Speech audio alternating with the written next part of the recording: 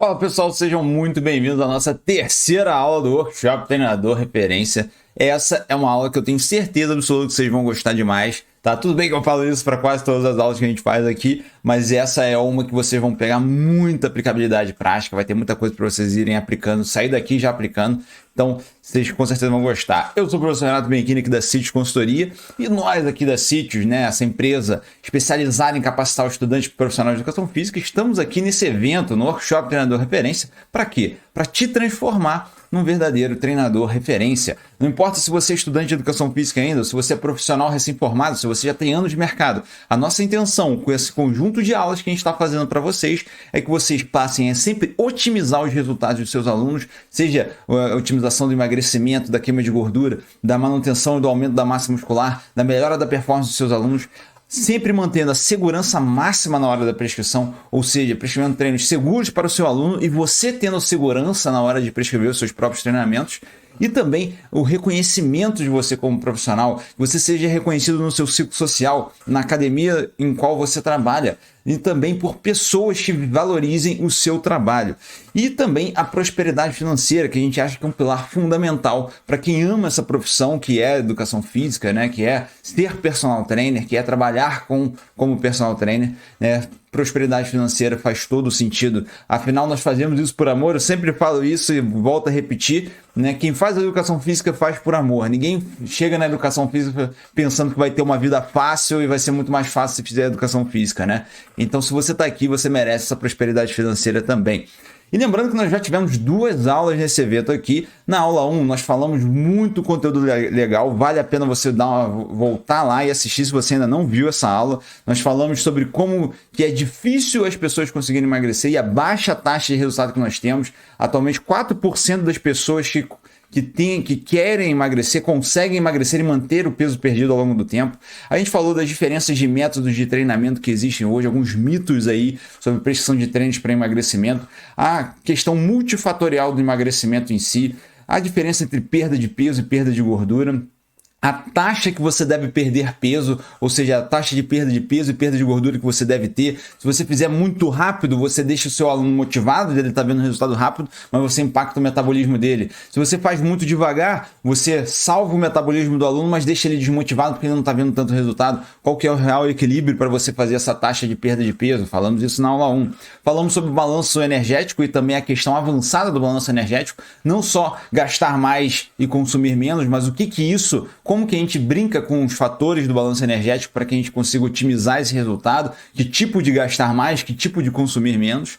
Falamos também da tríade da prescrição de treinamento físico e a gente vai falar sobre isso hoje de novo, né? Que é como que a gente prescreve um treino, como que a gente vai adaptar esse treino para a gente obter os melhores resultados de emagrecimento, a combinação de musculação e cardio, como que isso vai afetar os resultados do aluno e também a prioridade, que é outro tópico da aula de hoje. Enfim, assista a aula 1 se você não assistiu ainda, né? Aqui um resuminho rápido para vocês, mas tem muito material legal lá para vocês estudarem. E na aula 2, nós falamos sobre o conceito de NEAT, por exemplo, né? Que é o Non-Exercise Active Time, que é basicamente, né, o gasto energético com a atividade física do dia a dia, que não é o exercício físico em si, é a atividade física que o aluno realiza. Né? Falamos também da adaptação metabólica, que é o que acontece com o seu metabolismo quando você entra numa fase de emagrecimento, o que vai acabar acontecendo, e um dos principais fatores é a redução do NEAT, e isso acaba sendo um fator primordial, como nesse estudo aí, desse slide aí que eu estou mostrando para vocês, é um fator primordial para que você consiga controlar a perda de peso do aluno, porque se ele está num déficit energético, ele está emagrecendo, mas está reduzindo os níveis de atividade física dele do dia a dia, ele acaba compensando com o exercício físico que ele está fazendo. Então a gente mostrou lá estratégias para você controlar o nível de atividade física dos seus alunos, né? Utilizando aí talvez smartwatch ou então contadores de passo por celular, tentar aumentar em geral com atividades extras que você pode prescrever. Falamos também da prescrição de treinamento através dos METs, né? Como que a gente calcula os METs ali de treinamento e prescreve o treino através da contagem dos METs. Então explicamos que um MET é o equivalente de metabólico de esforço, né? Um MET significa o repouso, e aí você tem atividades que equivalem a 2, 3 METs, e aí dependendo do nível da atividade você vai poder prescrever mais volume dela, menos dosagem. A gente fala tudo sobre isso nessa aula. Falamos dos protocolos de HIIT, também quais tipos de protocolos são adequados e inadequados, né? O efeito EPOC, explicando o efeito EPOC, principalmente dessas modalidades como HIIT e aeróbio, né? Como que funciona esse gasto energético aumentado pós-treinamento e quanto que isso influencia no emagrecimento, fora uma gama de possibilidades de pressão de treino de emagrecimento que a gente mostrou na prática para vocês. Enfim, assista essa aula 2 que eu tenho certeza que você vai gostar muito. E muito obrigado a todos os feedbacks que vocês deixaram pra gente, tanto na aula 1 quanto na aula 2. A gente fica muito feliz de receber esse feedback de vocês. Continuem deixando aí nos comentários, a gente tem o maior prazer de responder vocês. E agora eu pergunto a vocês, por que é antiético recomendar uma intervenção de emagrecimento sem a prática de exercício, né? Essa é uma questão que a gente trouxe aqui na CITES uma vez, é meio polêmica, né? Como assim antiético recomendar uma intervenção de emagrecimento sem a prática de exercício? Por que a gente usa esse termo antiético, tá? Agora vamos parar para pensar aqui o que o exercício físico faz com o corpo do nosso aluno que quer emagrecer. Né? Então a gente tem lá que o exercício físico, você já aprendeu isso com a gente, mas eu vou reforçar aqui com vocês. Ele vai fazer a otimização da queima de gordura, né? Através das estratégias de otimização que você vai fazer. Ele vai fazer ser mais sustentável ao longo do prazo, ou seja, 88% das intervenções de emagrecimento de sucesso, ou seja, que a pessoa consegue perder peso e manter esse peso perdido, envolve algum tipo de exercício físico, tá? Então, isso é mais do que comprovação de que o exercício físico ele é fundamental numa estratégia bem sucedida de emagrecimento, ou seja, que você consegue perder o peso, mas sustentar. É muito fácil, às vezes a pessoa faz uma dieta restrita, consegue ali durante um período de 3, 4, 5 meses, faz um processo de emagrecimento, beleza. Como é que ela vai sustentar esse emagrecimento? Que tipo de estratégia ela tem? E o exercício físico ajuda muito nisso. Até porque a pessoa que está gastando mais energia, ela tem mais liberdade na alimentação dela. Isso faz ela aderir por mais tempo. Enfim, uma série de fatores que ajudam isso. Exercício físico como o hábito angular, por exemplo, que você está praticando exercício físico, o teu estilo de vida começa a ficar mais saudável. Você começa a dormir melhor, você começa a sentir melhor, a sua autoestima melhora, você começa a se alimentar melhor. Então, tudo isso vai melhorar na vida de quem está praticando exercício físico. Então, as estratégias para o aluno aderir ao máximo àquela intervenção de exercício. E também a manutenção da massa muscular. E quem sabe até aumento, em alguns casos, de alunos iniciantes, de alunos sedentários, ou alunos que ainda não desenvolveram muita massa muscular, você pode até aumentar a massa muscular enquanto eles perdem gordura. Né? Então, a gente precisa bolar as estratégias para otimizar o ganho de massa muscular. Tá certo? E agora vamos pensar assim, o aluno resolveu não emagrecer fazendo exercício. Ele resolveu assim, vou emagrecer só mudando a minha dieta. O que vai acontecer com esse aluno que vai emagrecer somente fazendo dieta, tá? Basicamente, os grandes problemas que esse aluno vai enfrentar são 3, tá? Primeiro deles, a perda de massa muscular. Né? Você, quando entra numa restrição calórica sem praticar musculação, que é o tópico fundamental dessa aula de hoje, por isso que eu estou citando isso aqui, né? Você com certeza vai ter uma perda de massa muscular, mesmo você que não tenha muita. Né? O aluno que não tem muita massa muscular, ele tem uma tendência ao catabolismo se ele não estiver fazendo musculação. Musculação é o ponto-chave para manter a massa muscular do aluno. E aí, o aluno entrou em restrição calórica, está fazendo uma alimentação para emagrecimento, vai acabar perdendo massa muscular. Só que a perda de massa muscular, a princípio, mas se eu perder 1, 2 kg de massa muscular não tem problema. Só que isso equivale a uma perda estética, perda de funcionalidade, perda de performance, perda de saúde. Ou seja, tudo aquilo que o teu aluno está buscando na intervenção de emagrecimento, que é melhorar a estética, melhorar a funcionalidade, melhorar a performance, melhorar a saúde, ele está perdendo também. Mas não é na mesma magnitude. Eu até concordo, tá? Se ele fizer uma intervenção só através da alimentação, né, ele provavelmente vai ter uma melhor estética, não vai ser a melhor de todas. Se ele estivesse fazendo musculação, com certeza a estética estaria muito melhor, porque o que acontece com muita gente que entra nessa parte de vou mudar a alimentação, não vou treinar, né? Flacidez, por exemplo, falta de disposição física, né? Isso é comum de acontecer em quem entra em restrição alimentar sem fazer exercício físico. E aí, assim, mas melhorou um pouco a estética, mas podia ter melhorado muito mais se tivesse feito musculação durante a intervenção. Melhorou um pouco a funcionalidade, ficou mais leve, né? Porque emagreceu, mas poderia ter melhorado muito mais a funcionalidade, né? E performance e saúde nem se fala, né? Você coloca exercício físico, automaticamente você vai melhorar a performance e saúde da pessoa. A baixa otimização da queima de gordura é um outro problema de quem quer emagrecer sem fazer exercício. Por quê? vai demorar muito mais a intervenção, ou seja, vai ter que ficar em restrição alimentar durante muito mais tempo e vai acabar tendo um resultado pior do que se tivesse a prática de exercício físico. Então é simples e direto assim.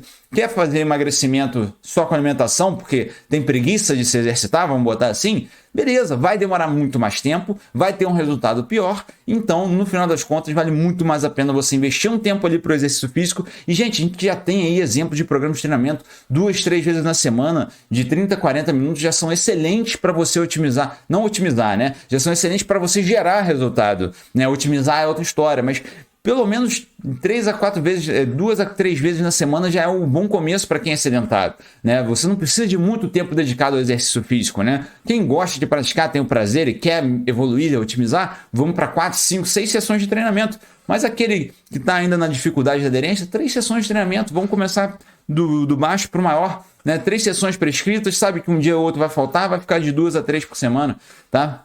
E a dificuldade de sustentar no longo prazo. Então é muito comum, sabe por quê? Olha só, você tá o seu aluno foi lá e entrou numa alimentação, uma restrição energética, tá? Fez lá a dieta dele. Depois que ele acabou e emagreceu o que ele precisava, né? Ele vai ter que sustentar isso a longo prazo. Aí, primeira coisa, se ele não mudou os hábitos alimentares dele de vez, ele nem vai conseguir, não tem nem jeito dele sustentar. Mas se ele estiver praticando exercício físico, já tem algo pelo menos para auxiliar nesse processo, que aí a alimentação dele pode ir normalizando, né? E o exercício físico vai segurando essa normalização. Tá? Então assim, e a gente já falou sobre o hábito angular do exercício físico, que melhora já a sua alimentação automaticamente, melhora o seu sono, a sua disposição física. Enfim, né? Você vai gastar mais energia no seu dia a dia se você for uma pessoa fisicamente ativa, né? Então tudo isso melhora. Então, gente, ficou bem claro para vocês que perda de massa muscular, que é aquele primeiro fator que a gente falou, vai ser algo que a gente não quer, né, que aconteça de maneira nenhuma, porque eu sempre falo, o aluno não quer emagrecer, ele quer um desses 4 objetivos aí: estético, saúde, performance, funcionalidade. Pode até ter um outro a mais ali, pode ser que ele queira os 4, pode ser que ele queira 2 ou 3 desses, mas ele não quer só emagrecer por emagrecer, ele tem um objetivo por trás desse emagrecimento. E aí eu pergunto para vocês, como que a gente consegue manter a massa muscular durante o emagrecimento? Qual que é a grande chave para a gente conseguir manter a massa muscular do aluno sem ele ter prejuízos ali na estética, funcionalidade, performance e saúde dele, né, na hora de uma intervenção de emagrecimento, que é quase que um objetivo é o catabolismo, né? Só que a gente está falando de catabolismo do tecido adiposo e, consequentemente, do tecido muscular se ele não for estimulado. E a melhor forma de estimular o tecido muscular é através do treinamento resistido, é através da musculação, é através do treino de força ou qualquer tipo de atividade que vai exigir contrações musculares próximos da falha muscular. Tá? Então a gente tem ali, por exemplo, treinamento funcional, né? Treinamento cross-training, o famoso crossfit aí, os boxes que a gente tem hoje em dia, o home training, treinamento com peso do corpo, por exemplo. Tudo isso entra como uma das estratégias de intervenção de manutenção e ganho de massa muscular em fase de emagrecimento. O aluno que não está envolvido em uma atividade dessas tem uma grande tendência de perder massa muscular no processo de emagrecimento. Ah, mas o aluno está mantendo uma dieta hiperproteica, altas dosagens de proteína, ele vai conseguir manter a massa muscular mesmo assim? Provavelmente não. Ajuda muito, tá? Mas se ele quiser realmente otimizar, ele vai precisar de uma intervenção, né, focada em treinamento de força muscular, treinamento resistido e musculação. E quais são os fundamentos básicos da musculação do emagrecimento? Vou apresentar para vocês os 4 fundamentos básicos. A primeira coisa é a prioridade, né? Então, quando a gente fala de intervenções de emagrecimento, a musculação é a prioridade. Falamos disso na aula 1, né? Mas vou reforçar aqui com vocês. O foco primário tem que ser o treinamento de musculação e o foco secundário, o treinamento cardio. Por quê? O foco primário da musculação vai fazer com que o nosso aluno aumente a massa muscular dele, ou pelo menos mantenha ao longo desse período de emagrecimento, e depois a gente entra focado em otimizar a queima de gordura e otimizar até a saúde física do nosso aluno, né? Só que, consequentemente, quando a gente aumenta a massa muscular, a gente acelera o metabolismo do aluno e otimiza ainda mais a queima de gordura. Então, por isso que é um dos focos primários, né? E aí, todos os objetivos que a pessoa tem vão ser atingidos assim. Se você inverte essa ordem, você pode acabar gerando uma perda de massa muscular, você pode acabar gerando uma falta de massa muscular, de manutenção de massa muscular que seja, né? E isso vai acabar prejudicando os resultados e os objetivos finais, tá? O fundamento 2 é a dosagem adequada. Quando a gente fala de dosagem de treinamento de musculação, né, tem muita gente que gosta de partir para número de sessões de treinamento, 3, 4 vezes por semana, só que a gente gosta de listar aqui o número de séries que você tem que fazer para cada agrupamento muscular. Por quê? Essa é a dosagem de volume de treinamento que você precisa fazer nos treinos de musculação dos seus alunos, né? Então, isso corresponde muito bem à necessidade dele para evoluir, né, a massa muscular dele, e corresponde muito bem também aos resultados finais. Então, a gente tem uma relação de dose-dependência. O que significa isso? Quando a gente aumenta a dosagem do volume de treinamento para o aluno, ele aumenta os resultados. Só que é óbvio que essa dosagem ela não é retilínea, ou seja, quanto mais eu for dando volume de treino para o nosso aluno, mais resultado ele vai ter. Chega uma hora que ele vai reduzindo essa proporção, ou seja, você vai dando mais doses de volume, só que ele vai aumentando só um pouquinho os resultados, até que chega uma hora que ele atinge esse platô, é o máximo de volume que ele consegue fazer para ter o resultado otimizado. E se você exceder esse volume, não, quero fazer mais séries, mais séries, mais séries,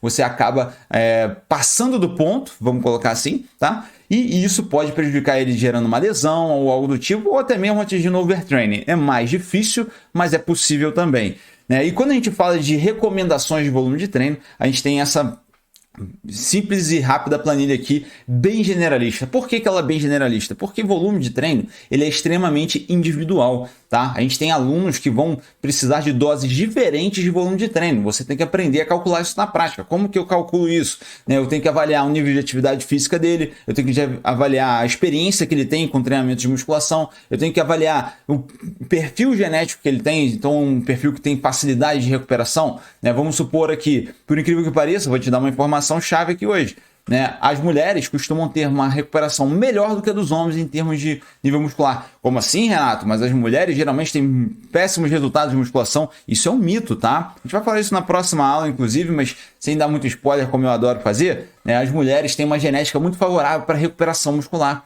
Então você acaba tendo que dosar um pouco mais a musculação do que você dosa com os homens. Só que tudo relativo ao corpo delas, né? Porque geralmente, vamos supor, uma mulher iniciante, ela vai estar pesando o quê? De 50 a 60 quilos, né? Se ela estiver acima do peso, vai para mais, mas vamos supor, uma mulher iniciante de 50 a 60 quilos, um homem iniciante, né, que não está muito acima do peso, vai estar ali com 80 quilos, mais ou menos. Então, essa diferença significa que eles têm uma massa muscular base diferente. Então, por isso, né, quando a gente equivale essa massa muscular que ele já tem, você acaba dosando mais para os homens. Só que, relativamente ao corpo das mulheres, elas estão fazendo muito mais trabalho que os homens. Mas, enfim, aqui já é um norte para vocês começarem a prescrever os treinamentos de vocês. O sedentário, na fase de adaptação, começa de 3 a 10 séries por músculo por semana. O que isso significa na prática? Estou fazendo supino reto, 3 séries, já contei 3 séries para peitoral. Fui fazer voador, mais 3 séries, já são 6 séries totais para peitoral, né? Se o objetivo é fazer 10 séries por semana, por exemplo, você pode fazer 2 sessões de treinamento com 5 séries para aquele grupamento muscular. Então vamos supor, fiz 3 séries de supino reto, 2 séries de voador, pronto, fiz 5 séries para peitoral naquela sessão. Repito essa sessão depois de alguns dias, né? E pronto, fiz as 10 séries por músculo por semana. Nessa mesma sessão de treino, você foi lá e fez também uma rosca direta, por exemplo, e aí você fez ali 3 séries para bíceps, né? Depois foi lá e fez mais uma, pegou uma rosca alternada com halter e fez mais 2 séries. Pronto, fez 5 séries para bíceps. Ah, Renato, e quando eu faço puxada, eu conto para bíceps? Pode contabilizar sim. Eu não contabilizo geralmente como uma série completa de bíceps, mas pelo menos uma meia série de bíceps dá para contabilizar. Para alunos iniciantes, você às vezes nem vai precisar utilizar os isolados. Ainda mais se você tiver pouca restrição se você tiver muita restrição de tempo, né? Se você tem que treinar esse aluno iniciante 30, 40 minutos, 2, 3 vezes na semana, né? Você vai focar nos multiarticulares, que é o que mais vai dar resultado para ele, né? A gente vai aproveitar essa eficiência dos multiarticulares de treinar várias musculaturas ao mesmo tempo, porque vai ser a base do treinamento. Alunos mais avançados, você vai ficando mais rebuscado na prescrição, você vai colocando uma inclusão dos isolados para que você dê mais ênfase naquela musculatura, para que ele consiga contrair aquela musculatura, para que a musculatura isolada, por exemplo, do bíceps na hora da rosca direta, ela não seja fator, né, que vai determinar a sua força na puxada. Porque o que acontece muito? Ah, eu só faço multiarticular, eu sou aqui do time do multiarticular. Aí só faz puxada, só faz remada. E o bíceps ali, se ele não tiver bem fortalecido, ele vai ser o fator limitador desses exercícios. E aí vai acabar que o desenvolvimento da dorsal será prejudicado. Então, só alguns exemplos aqui gerais, mas aqui é o volume para iniciante de 10 a 15 séries, intermediário de 15 a 25 séries, para avançados de mais de 25. E qual que é a zona máxima de séries que um avançado consegue fazer? Isso vai depender muita coisa, gente. É difícil a gente estabelecer isso aqui, tá? Mas tem gente que chega a 30, 35, já tem estudo científico com 45 séries por músculo por semana, em que os indivíduos não atingiram o overtraining e estavam tendo bons resultados de hipertrofia e força muscular. Então, tudo isso vai ser bem relativo, né? Exige aulas completas para a gente poder te explicar isso aqui, né? E hoje a gente vai focar nessa recomendação de dosagem para que a gente possa avançar no raciocínio lógico aqui da prescrição de treinamento. Depois, o fundamento 3 é a intensidade e o esforço adequado. Quando a gente fala de intensidade de treinamento aqui na musculação, a gente está falando da carga que você vai utilizar, ou pelo menos da zona de carga que você vai utilizar. Né, a gente tem aquela recomendação muito comum, né, de que força a gente faz menos repetições e mais carga. Depois, então a gente vai fazer ali de 1 até 4, 5 repetições máximas é força pura. De 6 a 12 repetições máximas a gente vai fazer hipertrofia. E de 12 para mais a gente está fazendo resistência muscular localizada. Só que não é bem assim, tá? Então, só para definir bem aqui esse termo intensidade, a gente utiliza porque o termo científico intensidade significa carga, tá? Quando você for falar com o seu aluno, você pode dizer intensidade como se fosse esforço, né? Porque esse treino foi muito intenso. Quando a gente fala isso em estudo científico, que o treino foi muito intenso, significa que a gente botou muita carga na barra, tá? Quando a gente está falando com os nossos alunos que o treino foi muito intenso, a gente está falando de esforço. Ele exigiu muito esforço do nosso aluno. E o treino ele precisa de intensidade adequada e esforço adequado.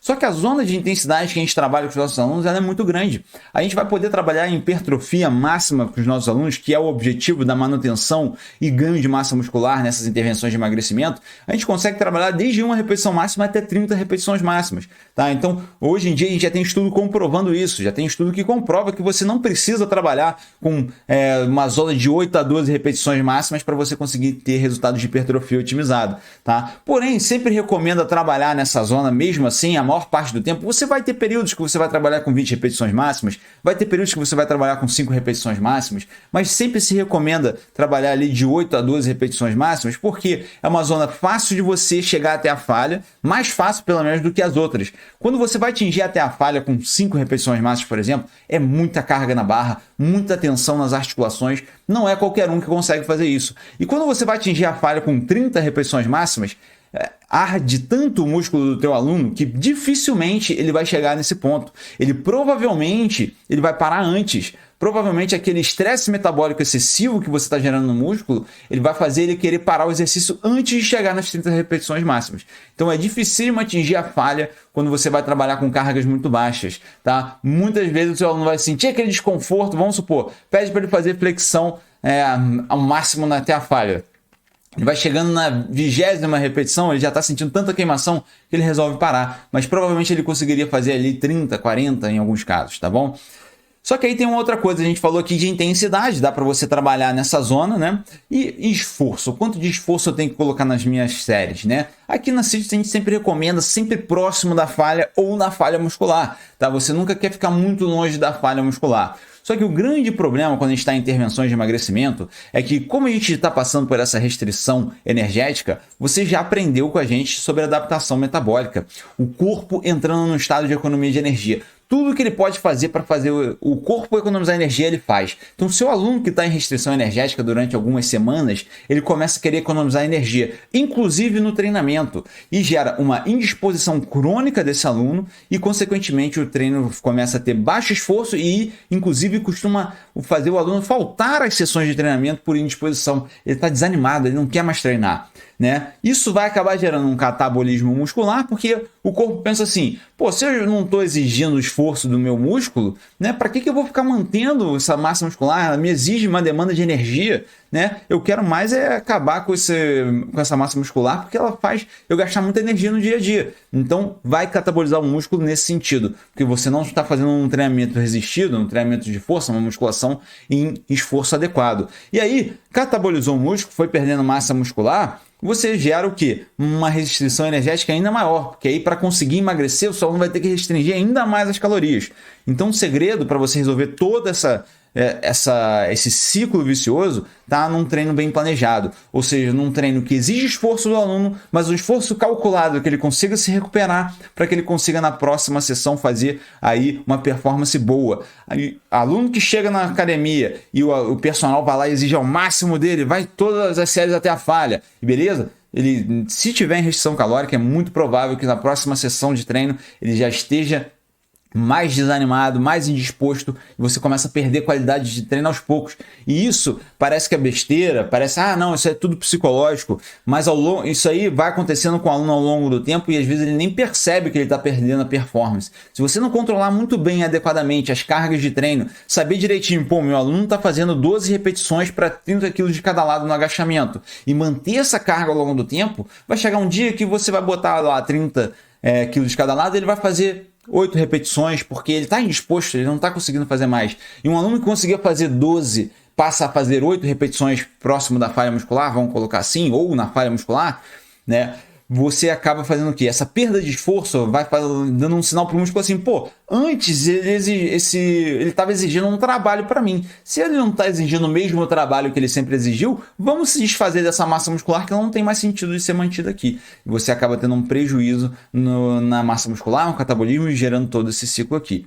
O fundamento 4 é a concorrência com o cardio, né? O famoso treinamento concorrente. Porque você deve estar pensando assim, beleza, vou priorizar a musculação, as estratégias de ganho de massa muscular. E vou também montar as minhas estratégias de otimização de esquemas de gordura. Mas como é que eu vou lidar com essas duas modalidades? O que eu posso fazer para conseguir me organizar bem nessas duas modalidades? Né? Então, quando a gente fala de concorrência, né, existem 3 níveis de concorrência entre musculação e treinamento cardio. A primeira delas, mais famosa, é a concorrência de tempo, tá? Por incrível que pareça. A gente não está falando aqui nem de concorrência a nível fisiológico dos resultados que o seu aluno vai ter. A gente está falando do tempo que ele tem disponível para a prática.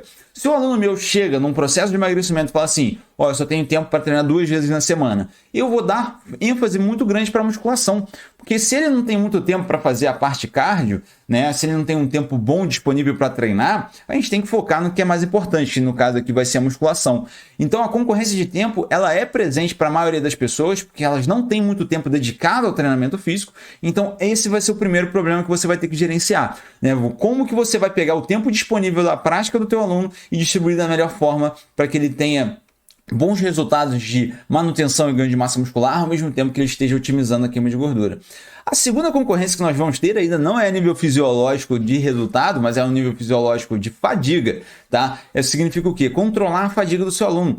Se o seu aluno, por exemplo, vai fazer um protocolo HIIT, que você fala assim, mas é um protocolo HIIT de 20 minutos, né? Antes de um treino de musculação, por exemplo, você vai ter uma grande concorrência de resultado ali, né? Não de resultado diretamente, mas de performance, né? Fez o HIIT antes de um treinamento de membros inferiores, é óbvio que os membros inferiores vão sofrer na hora de fazer o treinamento de musculação. Então você acaba tendo um prejuízo no seu objetivo de ganho e manutenção de massa muscular, porque você acabou colocando um treinamento cardio, fadigando o seu aluno para a musculação. Então quando a gente fala de concorrência de fadiga, quais são as melhores formas de você evitar? Sempre priorizando a musculação. O aluno vai ter que encaixar o cardio na mesma sessão da musculação? O cardio sempre após a musculação, então. Tá? Mas o meu aluno ele tem disponibilidade para fazer o cardio separado da musculação numa outra sessão. Então é isso que nós vamos fazer. Faz a musculação, depois no outro momento do dia ou no outro dia, ele faz o treinamento cardio, tá bom? Se você conseguir dosar o volume de treino da musculação que ele precisa em 2, 3 vezes por semana e nas outras 2, 3 vezes ele for fazer um cardio, por exemplo,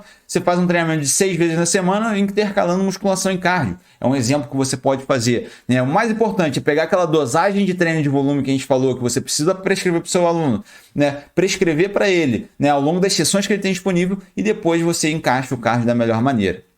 E por fim, a concorrência de resultado. Isso é muito comum, muito bem difundido já, né? Que existe essa concorrência, só que essa concorrência só vai realmente impactar os resultados de hipertrofia, de ganho de massa muscular, de manutenção de massa muscular, quando o cardio está sendo feito em altas dosagens, tá? Então, se você fizer um cardio de altíssima dosagem, a gente está falando aí de 40 metros semanais, a gente está falando aí de práticas de 60 minutos, 3, 4 vezes por semana, de intensidade alta, aí você começa a ter uma interferência. Um cardio feito ali numa média de 10, 20 metros semanais, tá? E Renato, o que significa 10, 20 metros semanais? Uma pessoa que mantém ali um nível de atividade física em torno de 5 passos 5 mil passos por dia, faz ali um protocolo de cardio de 20 a 30 minutos 2 vezes na semana, esse aluno ele não vai ter prejuízo nenhum no ganho de massa muscular. Até que ponto que dá para chegar? O aluno mais bem condicionado, ele consegue fazer ali 3, 4 sessões de cardio de 20 a 30 minutos, né, sem impactar diretamente no ganho de massa muscular. Tá? Então isso você pode ir gerenciando de acordo com o nível de treinamento do aluno também. Né? Se ele seja um indivíduo bem treinado, aquele esforço do cardio vai ser menor para ele. Tá? Então isso aí você pode controlar através do nível de treinamento do seu aluno. E por fim, né, você sabendo dosar esses METs semanais, igual a gente ensinou na aula 2, se eu estou falando grego com você quando eu falei de 20 a 30 METs, volta na aula 2 que a gente falou tudo sobre METs. Inclusive vai ter uma live só sobre METs também na próxima semana, acompanha aí, tá? E falando de treinamento concorrente, eu vou convidar vocês também para uma live específica de treinamento concorrente. No dia 11 de julho, às 8 horas da noite, no domingo, nós vamos falar só sobre treinamento concorrente lá. Então a gente vai pegar esse tópico que eu acabei de resumir para vocês, só que a gente vai a fundo, né? Vai falar de dosagem, vai falar de tipos de concorrência, que tipo de modalidade é mais concorrente, tudo isso a gente vai aprofundar. Aqui eu quis dar a informação bem direta para a gente não interromper o fluxo aqui da nossa informação, que eu tenho certeza que já gerou algumas dúvidas para vocês. Na prática, como é que eu vou prescrever o treino de musculação? O que eu tenho que fazer para prescrever um treino de musculação? O Renato falou muita coisa teórica. Teoricamente, né? Eu falei bastante da teoria a partir de agora. Tudo bem que é uma teoria prática, né? Quantas séries você tem que fazer por semana, dosagem e tudo mais. Só que eu quero saber a prancheta em branco. Como é que eu faço a partir de agora que minha prancheta está em branco? O Vitor vai contar isso para vocês a partir de agora. Fala galera, beleza? Acho que o Renato já trouxe bastante conteúdo legal aí pra gente, né, sobre musculação e emagrecimento. Eu vou trazer mais alguns conteúdos aqui pra vocês. Primeiro, acho que a gente já até discutiu um pouco sobre isso, mas eu queria deixar claro aqui pra vocês, né? Por que é importante a manutenção da massa muscular, né? Por que eu preciso pensar nisso dentro do processo de emagrecimento? Por que dentro do processo de emagrecimento eu não vou focar só, por exemplo, em otimização da queima de gordura, mas tenho que pensar também em manutenção da massa magra, né? Então, primeiro, obviamente, né, por questão de funcionalidade, tá? A massa magra vai ser super importante para você subir uma escada, para você pegar uma caixa no chão, para você carregar uma sacola lá na hora que você está no supermercado, tá?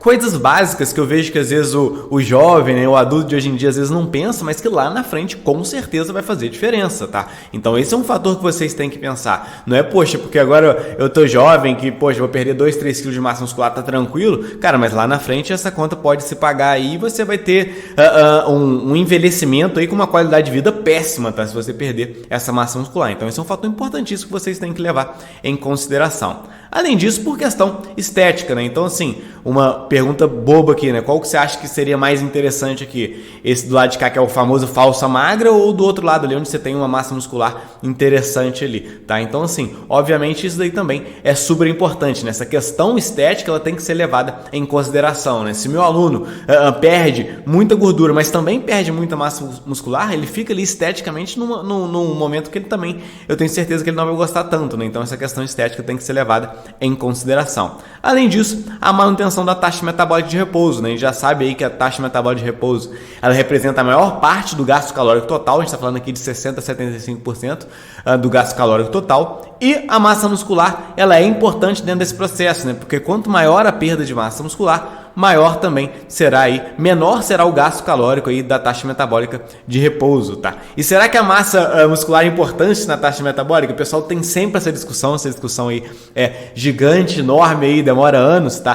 Por quê? Porque 1 kg de massa muscular representa ali dentro da taxa metabólica ali 13 quilocalorias, tá? Primeiro, essa conta aqui ela não é tão simples assim, tá? Isso quer dizer que 1 quilo ali vai gastar 13 calorias a mais por dia, tá? Mas não é só isso daí não. O fato de você movimentar 1 quilo a mais, o fato de você exercitar 1 quilo a mais já dá uma diferença bem grande, tá? Bem grande aí. Mas eu não vou entrar nem nesses méritos aqui não. Eu quero pensar aqui que simplesmente isso, tá? Essa afirmação que o pessoal faz é, não, mas 13 quilocalorias por dia não faz diferença nenhuma. Será mesmo? Será que não faz tanta diferença nenhuma? Vamos pensar aqui no emagrecimento, onde a pessoa fez o emagrecimento e perdeu ali 2 kg de massa muscular dentro desse processo. Ou seja, vamos supor, ela emagreceu ali 10 quilos, mas junto desses 10 quilos ali ela perdeu também 2 kg de massa muscular, beleza? O que pode acontecer aqui? Então, por dia, ela vai ter uma perda aí, ela vai ter uma diminuição de 26 quilocalorias, tá? Então, ela vai diminuir aí a taxa metabólica de repouso dela em 26 quilocalorias. Grandes coisas? Não é grande diferença não. Porém, por ano, a gente está falando aqui de 9.490 quilocalorias.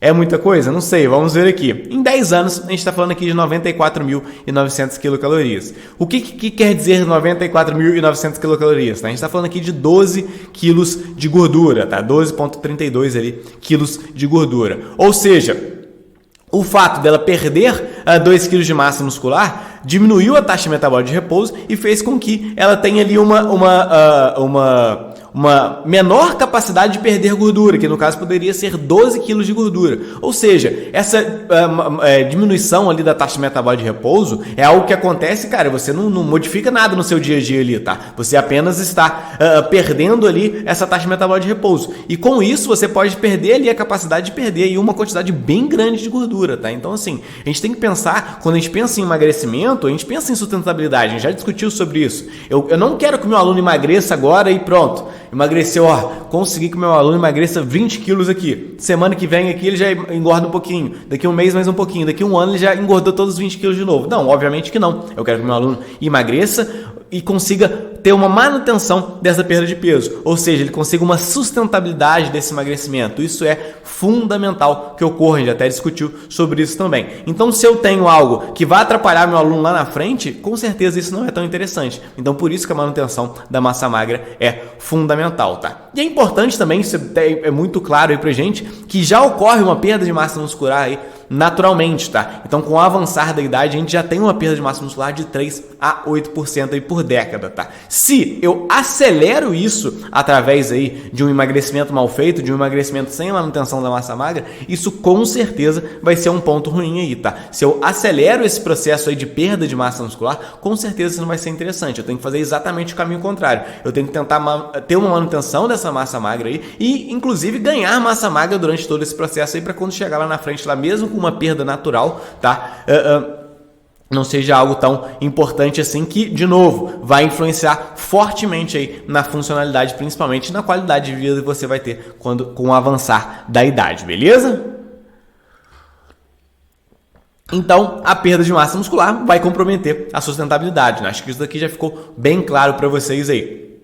A gente tem aquela tríade, né? Otimização da queima de gordura, manutenção da massa magra e sustentabilidade. Manutenção da massa magra, obviamente, tem tudo a ver ali, mas além disso, a sustentabilidade, né? Então, a massa muscular vai ter um papel fundamental dentro dessa sustentabilidade, principalmente em relação à taxa metabólica de repouso, como eu mostrei para vocês, beleza? Então agora vamos sobre treino de musculação, que vamos traçar algumas diretrizes sobre o treino de musculação para emagrecimento, tá? Primeira coisa que tem que ficar claro para vocês aqui, não existe um treino de musculação que vai aumentar muito a minha oxidação de gordura, tá? Não existe isso. Inclusive, um treino de musculação aí que aumenta a oxidação de gordura, a gente já tem estudos mostrando isso, ele é muito, muito parecido com um treino de hipertrofia, tá? Se a gente for pensar em aumento de oxidação de gordura aqui.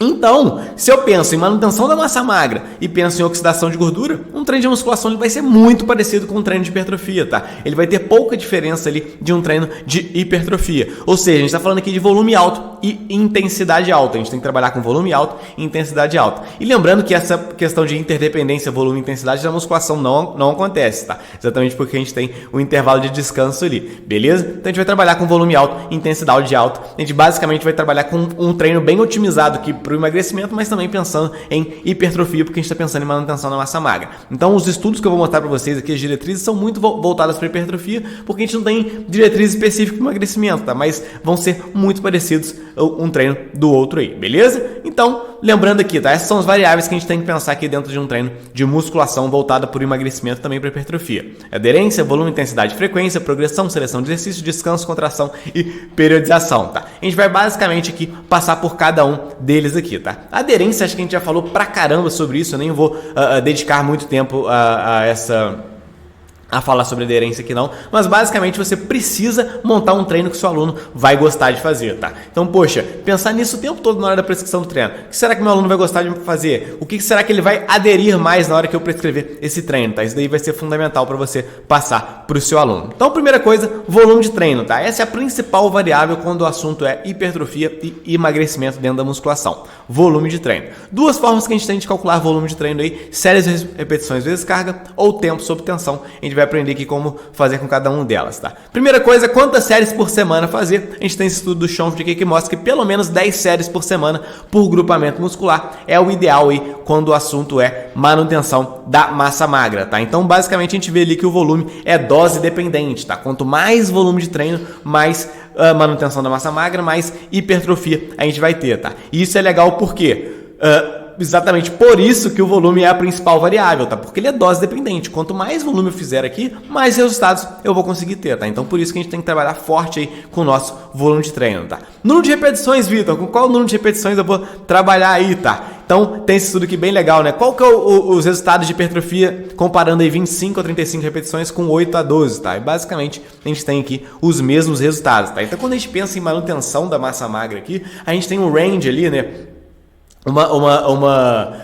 A quantidade de repetições que a gente pode trabalhar é bem grande aí, tá? A gente tem aí, a gente pode trabalhar com 25, 35 repetições, com 8 a 12, até mesmo com 3 a 4 repetições aí. Não tem necessidade de você ficar focando apenas em uma possibilidade não, tá? E a carga, Vitor, a gente tem esse estudo aqui do Schoenfeld também, que é bem legal, onde ele mostra basicamente pra gente que cargas acima de 65% de URM seria a melhor opção, tá? Isso aqui se traduzindo, né? Porque obviamente quando a gente trabalha com repetições, aqui a gente está trabalhando com carga também, né? Aumentei o número de repetições, aumentei o número de repetições, tá? Diminuo carga.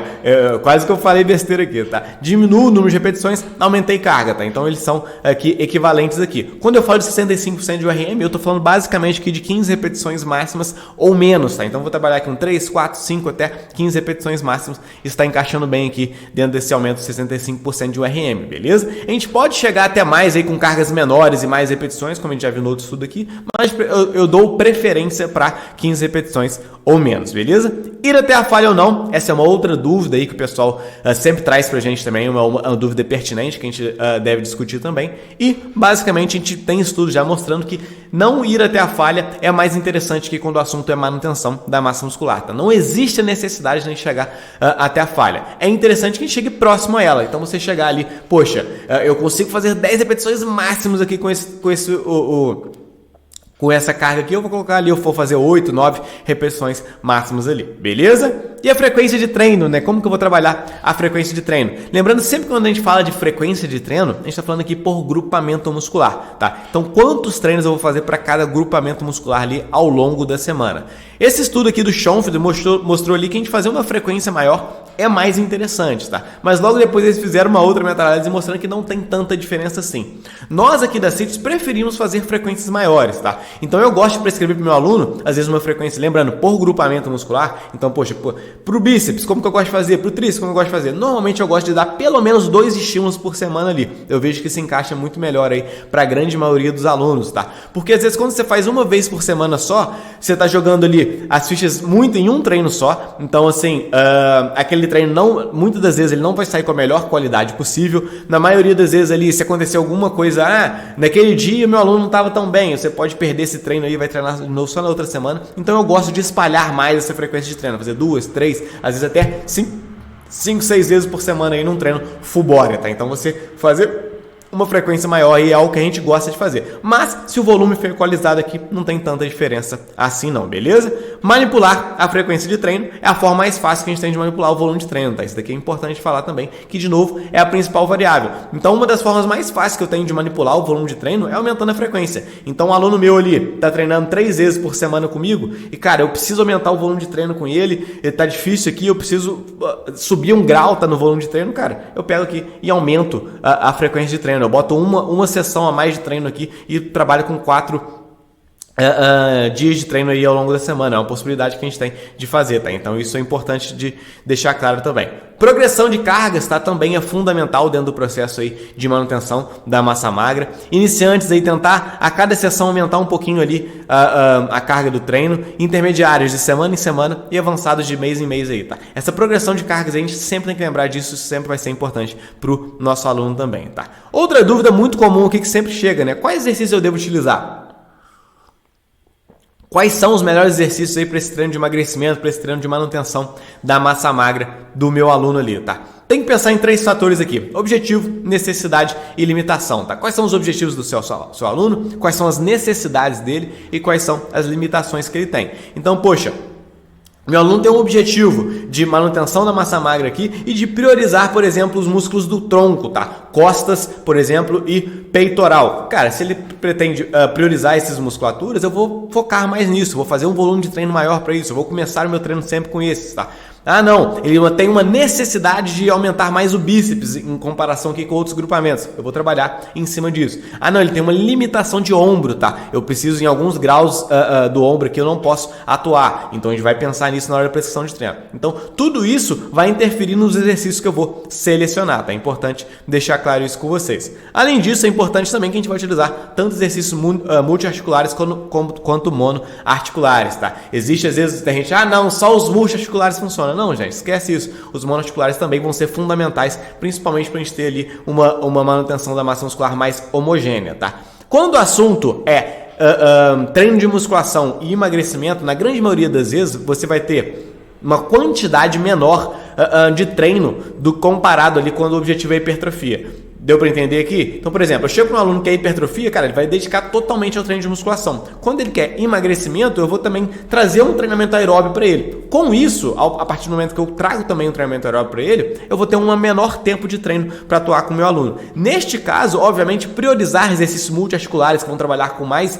grupamentos musculares é mais interessante. Mas não só por isso eu vou deixar de lado os monoarticulares, tá? Eu também vou utilizar os monoarticulares, beleza?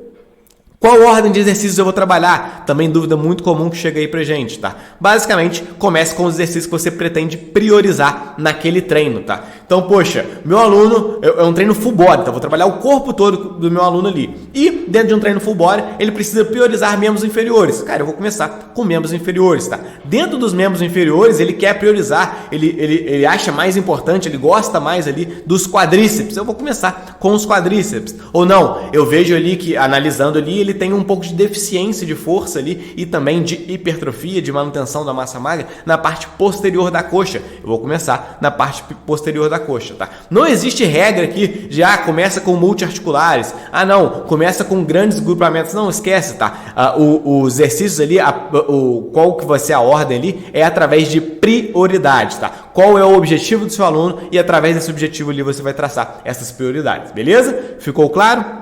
Outra questão aqui, como escolher os melhores exercícios, tá? 5 fatores que você tem que avaliar aí em cada exercício: ativação, conexão, amplitude, tensão e sobrecarga, tá? Então, basicamente, você vai avaliar ativação, conexão, amplitude, tensão e sobrecarga. Isso vai ser fundamental para você conseguir os melhores resultados aí para o seu aluno, tá? Então, cada exercício que você vai fazer ali, vai avaliar qual é o potencial de sobrecarga desse exercício. Eu consigo colocar muita carga? Não consigo colocar muita carga? Ativação, tá? Você vai ter que dar uma olhada nos estudos aí. Esse aqui é um exercício que ativa muito aquela musculatura ou um exercício que ativa pouco, tá?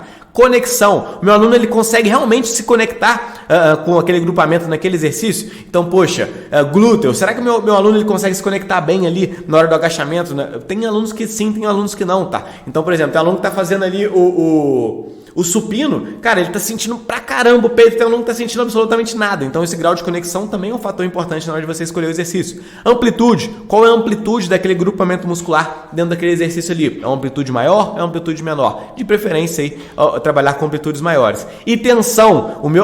A minha musculatura fica em tensão o tempo todo ali? De preferência sim, tá? A gente escolher exercício ali que a tensão é grande o tempo todo. Então, um exercício que a tensão não é tão grande assim, por exemplo, é o do crucifixo aqui que a gente vai fazer com o halter, tá? Quando o halter está aqui em cima, a tensão é muito baixa. Na hora que ele está lá embaixo, a tensão é muito pequena. Então a gente não tem uma tensão constante o tempo todo. Se eu utilizar o crossover, vai ter sim. Então não devo fazer o crucifixo com o halter? Não, gente, não é isso, tá? Neste caso aqui, neste assunto específico, tensão, ele não é tão bom. Um exercício que tem uma sobrecarga legal, nível de ativação é legal, conexão na grande maioria das vezes é bem legal também e amplitude é excelente, tá? Então a gente tem que, nenhum exercício vai ser completo em todos eles, tá? Isso tem que ser levado em consideração. Quanto tempo descansar entre as séries? Né? Uma outra dúvida aí comum que chega também. Tá? A gente está passando aqui por cada um daqueles fatores que eu mostrei para vocês ali, tá? Intervalos maiores que 2 minutos são mais interessantes para hipertrofia aí como um todo, tá? Porém, a gente pode utilizar treinos mais curtos também. A partir do momento que eu consigo ajustar a carga ali da melhor forma possível, eu também posso trabalhar aí com intervalos menores que 45 segundos, tá? Também não tem possibilidade. Eu tenho dentro de descanso aqui, eu deveria, se eu penso único exclusivamente em descanso aqui, dar prioridade para maior do que 2 minutos, mas eu consigo trabalhar aqui com descansos menores também, tá? Isso vai, ajustando a carga, isso também vai ser tranquilo de se utilizar, tá? Contração ideal, né? Qual o tempo de contração ideal para trabalhar com o meu aluno ali, tá? Esse estudo do Schonfeld mostrou que tempo de contração também não é um fator tão importante assim, tá? Ele pode variar ali de 0,5 a 8 segundos. Então, fazer contrações mais lentas ali ou contrações rápidas também não tem tanta diferença assim, tá? De forma geral, eu gosto de trabalhar em contração um pouquinho mais lenta com o meu aluno, tá? Eu não gosto que ele faça aquela força máxima ali, não, tá? Eu gosto de trabalhar ali com contrações um pouquinho mais lentas para ele realmente ali conectar melhor a musculatura, tá? Mas o que a gente vê aqui que não traz resultados tão diferentes assim, beleza? Priorizar excêntrica ou concêntrica, basicamente trabalhar as duas contrações, tá? Não tem porquê a gente focar só em uma e outra. Você pode trabalhar aí tanto com excêntrica quanto concêntrica. Não tem a necessidade de trabalhar mais uma ou outra. Periodização linear ou ondulatória, uma outra dúvida que sempre chega pra gente aí. Esse estudo do Girgit aqui mostrou basicamente que tanto faz, tá? Tanto com uma periodização linear quanto com uma periodização ondulatória, eu consigo trazer resultados excelentes aí para os meus alunos, tá? Então, recomendação final aqui, poxa, passei uma quantidade gigante de conteúdo para vocês aqui, de forma mais rápida aqui, mais tiro curto aqui, mas recomendação final. 10 a 25 séries por grupamento por semana para o seu aluno. Isso vai variar aí se o aluno é iniciante, se ele é intermediário ou avançado. O Renato já trouxe até uma tabelinha ali para vocês. Mas basicamente aqui em relação ao número de séries, 10, 20, 25 séries ali por grupamento por semana, tá? Em número de repetições, trabalhar com 6 a 15 repetições ali com 65% de um RM ou mais, né? Então, se eu vou trabalhar ali com zonas de 6, 7, 8 repetições, vou trabalhar com uma quantidade de RM maior aí. Se eu vou trabalhar ali com 12, 15, vou trabalhar com 65% de RM, tá? Sem necessidade de ir até a falha. Progressão de cargas constante, então sempre trabalhar com progressão de cargas, isso aí vai ser fundamental. E estabelecer demais variáveis, sempre pensando no volume total de treino, tá? Então, ao estabelecer ali a frequência de treino, sempre pensar no volume total. Na hora de estabelecer ali o intervalo de descanso, pensando sempre no volume total de treino, beleza? Naquele cálculo ali de séries vezes repetições vezes carga, tá? Isso daí, se você seguir esses parâmetros aí, eu tenho certeza que você vai conseguir prescrever treinos excelentes para o seu aluno aí, quando o objetivo é musculação para o emagrecimento, beleza? E tem um fatorzinho aqui que é interessante da gente pensar quando o assunto é musculação para o emagrecimento, tá? Eu já até discuti um pouco com vocês aqui, mas que é fundamental. Como fazer um treino de alto volume se meu aluno tem pouco tempo, tá? O que eu preciso fazer? Basicamente, você precisa utilizar técnicas que aumentam o volume de treino sem gastar muito tempo para isso. Isso é super comum de acontecer dentro de um treino de musculação, tá? Por quê?